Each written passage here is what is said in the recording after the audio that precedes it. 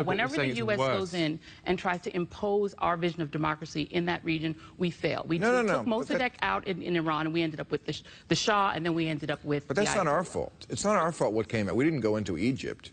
Well, we wound up with the Muslim Brotherhood. We didn't go into Egypt. We were supporting and propping up Mubarak for 30 years, even as we were cheering for all the Tahrir Square demonstrators as though we were on their side. It was our government that kept Mubarak in power, just like we've done across the entire Muslim world. And it's amazing for you to say that, well, look at all these Muslims. The minute you give them a little bit of freedom, they go wild and they start being all violent. How can you be a citizen of the United States, the country that has generated more violence and militarism in the world over the last 5 or 6 decades, and say, look at those people over there, they are incredibly violent? We play a significant role in what has been happening in the Middle East because we've been interfering and dominating that region in order to have access to the oil. I wasn't talking about violence. I was talking about theocracy. That doesn't happen here.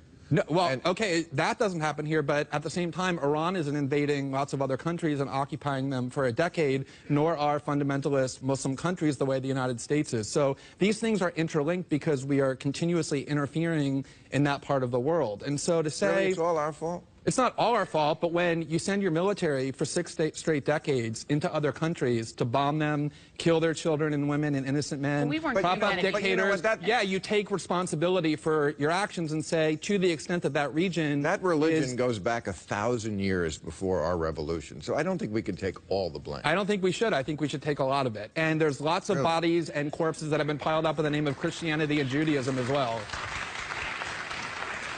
Not recently. Have you heard of the occupation of the West Bank and Gaza for the last 50 years, motivated in part by extremist views of Judaism, or the wars in Europe, or the fact that there were generals in the United States saying we have to go and invade and destroy Iraq, a country of 26 million people, because our God is bigger? Lots of religions, not just Islam, produce violence. Well, if I could just make one quick point about Egypt. That silly liberal view that all religions are alike because it makes you feel good. No, it makes you feel good to say our side is better than people over there are primitive and violent. No, it makes you feel good to put a crown on your head and say, I'm a good person. How do I prove that? You get to ignore the responsibility that your own government has for the violence and instability in the world by saying, look, it's that primitive religion over there that's to blame. All right. It's time.